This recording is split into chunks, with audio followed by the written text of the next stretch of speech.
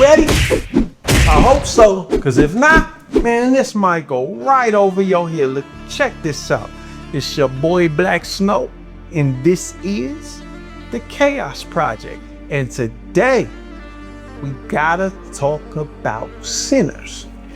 Yeah, I know y'all might feel like I'm late with it, but I guarantee you it's gonna be surgical. Now, we already talked about a lot of the things, you know, what we did to try to break down.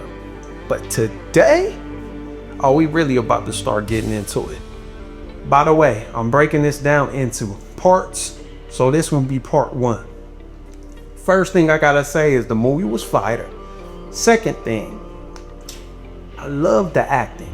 Can't stand a horror film with horrible acting. Third, the way they meshed history and mythology was beautiful.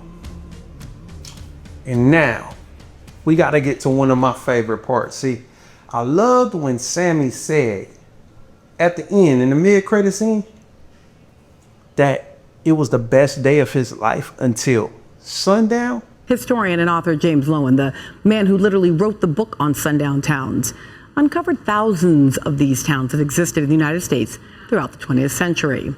By some estimates, as many as 10,000 sundown towns had sprung up across the country by 1970. Telling all non-white people to leave before sundown. Or risk facing harassment, job loss, physical violence, or even lynching. In an effort to terrorize the entire community. Through the nine. Quite a few scary things happened. But I think it needs to be said because I am sick and tired of hearing people say that people of color just need to get over it already because it was so long ago. No, it wasn't. My father remembers his father raising hunting dogs that he would rent out on the weekend for hunting parties. Hey there, we heard tale of a party. Only these weren't regular hunting parties.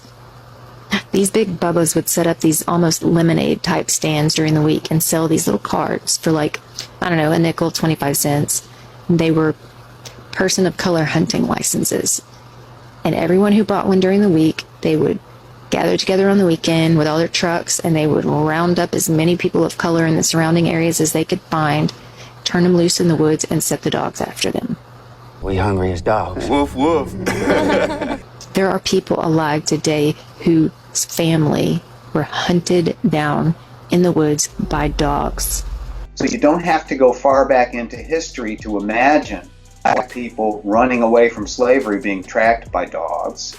But then we have actual documentary evidence in which we see dogs used as instruments of law enforcement and utter terror. And I can't forget all the lynching, all the depriving, all the murder, everything that's happened. And they raised their children to have a well-earned distrust of white people and of police officers. So what I'm saying, let's say we got one white fella in America who has proved that he means right. Let's say we got another one. White people have died in demonstrations for black people. Now, here's the position I'm in. Here's 10,000 whites coming to kill me. We gonna kill every last one of you. And in those 10,000, let's say here's 10,000 rattlesnakes coming to bite me. And in those 10,000, there was 1,000 that didn't mean no harm. Well, you know, we believe in equality. And I knew there was a good 1,000 snakes out there. What are you? What am I? I'm a human being. Oh. But they all look alike. Now, what should I do? Should I keep the door open and let the 10,000 in, hoping that the 1,000 will unite and save me and one bite will kill me? Or should I just be safe and shut the door? What's it gonna be? Let them go. Close the door. Because they had citizens and police officers patrolling looking for them. If you were in Vito, Texas after dark and you were not white, you probably wouldn't be seen again. Hey, where is cornbread? It was a sundown town. They had a billboard that said, person of color, don't let the sun set on your We just got to hold on till sunrise. Another thing that I really think they executed very well is showing the parallels between the church, the vampires, and the KKK. Well, exactly. It's like the same thing. It's humans and vampires aren't that different, right? So it's kind of like... The Klan buddies marched down Main Street openly and with full support of the municipalities and the people until 1985. 1985. But what Uncle Hawkwood don't know is we gonna start ourselves a new clan based on love. And as long as I've got God on my side, I'm all right. As long as I believe that I've got God in my heart, and I know that there is a God, you know. The words still bring me comfort. But the blacks, one thing they don't understand about the white culture, we may have brought them over here. Well, not me, but years ago, our ancestors brought them over here, used them for slaves, but you think about it. They told stories of a God above and the devil below. We brought them over here and taught them how to worship God, comb their hair, brush their teeth, clothe, taught them English. And lives of a dominion of man over beast and earth. Tried to teach them right from wrong, but that didn't work. But they're such a primitive race. They were so used to living off the land in Africa, and you was running around everywhere looking for freedom. You know damn well you're never gonna find it. They should be thankful that I just happened to show up at the right place at the right time. You telling the truth. Some of them were brought into the United States, and this is the way. They've been domesticated. And I know it sounds crazy, but a lot of Klan rallies, we had a lot of preachers there, and and he showed me the Bible verse, Leviticus 19:18, because you always hear people holler, "Love thy neighbor," but then when you read the verse for yourself, it says, "Love thy neighbor of thy people," and my people are white people, so that's exactly what I'm doing, is carrying out, God's wishes. I want to love my people and help my people just as every other race has the right to help. And well, that's something of an argument, but I've heard speeches made by some of the people of your group. I think I've heard you make speeches. It seemed to me that you were advocating, what I would have to describe, I think, as violence. But at the end of this movie, for really no narrative reason, we get Michael B. Jordan with the typewriter just spraying KKK members.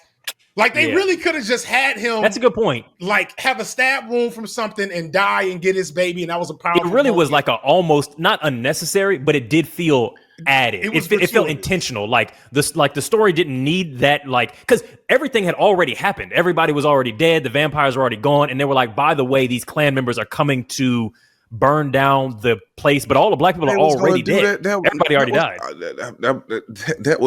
feel like that was like a necessary part of the story. And then fuck that. That was a necessary part of the story. To meet the serious injuries that have been done your people, with which I totally agree. I don't call that violence. I don't in any way encourage black people to go out and initiate acts of aggression indiscriminately against whites. But I do believe that the black man in the United States, and any human being, anywhere, is well within his right to do whatever is necessary, by any means necessary, to protect his life and property, especially in a country where the federal government itself has proven that it is either unable or unwilling to protect the lives and property of those human beings. If we were white, if we were Irish, if we were Jewish, if we were Poles, if we had, in fact, in your mind, a frame of reference, our heroes would be your heroes too. Nat Turner would be a hero for you instead of a threat. Malcolm X might still be alive.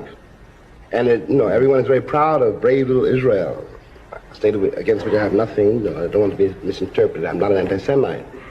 But when the Israelis pick up guns, or the Poles, or the Irish, or any white man in the world says, "Give me liberty or give me death," the entire white world applauds. When a black man says exactly the same thing, word for word, this is the last time you ever gonna see from us. And if we see you or any one of your Klan buddies cross our property line, we gonna kill them right where they stand. They were fucked essentially the moment that they bought the mill. Judged a criminal and treated like one, and everything possible is done to make an example of this bad nigger so there won't be any more like Robert F. Williams. For those of you who are K-12 teachers joining us, you already know that the civil rights movement in our history books is sadly often taught as mythology. Often it is just a comfortable story we like to tell ourselves, and often left out is the tenacious resilience and agency of people like Robert and Mabel Williams. And I think it's very similar to the way that Britain teaches Indian history. Well, they would tell us about Gandhi and nothing else. They won't tell us about the Hindustan Socialist Republican Party, who fought a violent revolution against the British. They won't tell you about the First National War of Independence. They won't tell you about the communist naval mutinies. They won't tell you about the Ghadar Party. They won't tell you about Udham Singh, Bhagat Singh, Santokh Singh. Completely whitewashed. No student knows about them. And the very same is happening with United States history. They'll tell you about Martin Luther King. They'll tell you a bit about Rosa Parks. Good people. But the revolutionaries, the nitty-gritty ones who gave their lives for the revolution, who fought violently and gave their all, are completely forgotten in classes, you know. Dr. Charles Payne notes that the failure to include attention to Black defense and resistance in our teaching of Jim Crow and the Civil Rights Movement has created basically what he calls a history more theatrical than instructive. And the fact is, there is a long and extensive tradition of Black self-defense, especially in the rural South. And so, in the final analysis, the truth will come out. About Robert F. Williams, Paul Robeson, or how many of them know the background of Huey P. Newton and how he founded the Black Panther Party? Not many. So the purpose of this video is to tell you the background that they don't teach you in classes, the background that doesn't whitewash it with leaders who do not threaten capitalism and don't threaten imperialism. Unite, organize, and arm for self-defense.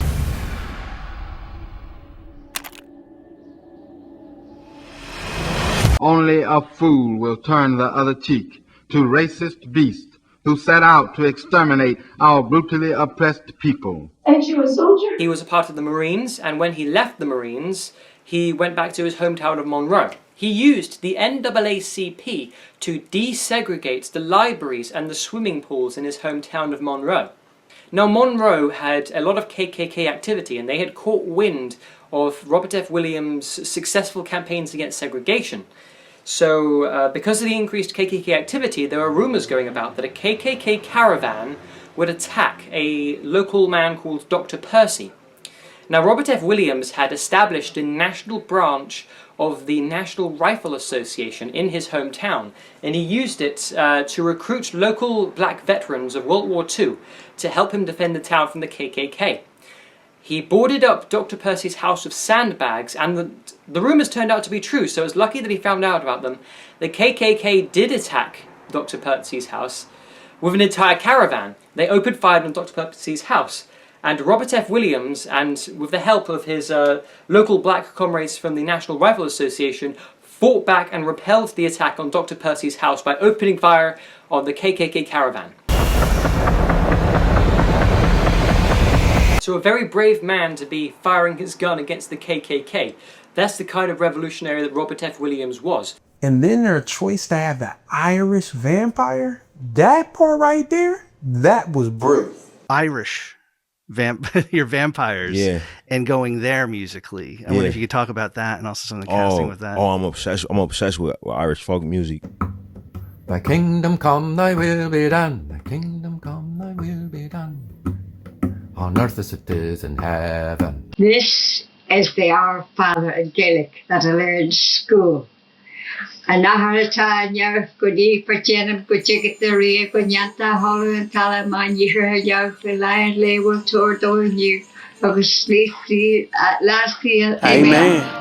Just the last word doesn't fit in somehow. Long ago, the man who stole my father's land forced these words upon us. So Ireland was time and again targeted, from the 600s, 700s by Christian kind of occupation, and we need to kind of deal with this spirituality circumstance, and a propaganda piece that's Patrick, right the way through to the power structures and the political invasions and colonizations that happened from the Normans through the Anglo-Saxons through to the English dominance and the plantations. But then even the way you've presented these vampires, I love that he's an Irish, obviously he's been colonized as well, the history of that. So when conquerors want to subdue a culture, the first thing they typically do is put down their cultural and intellectual leaders. Particularly in the Celtic regions of Britain, Ireland and Gaul.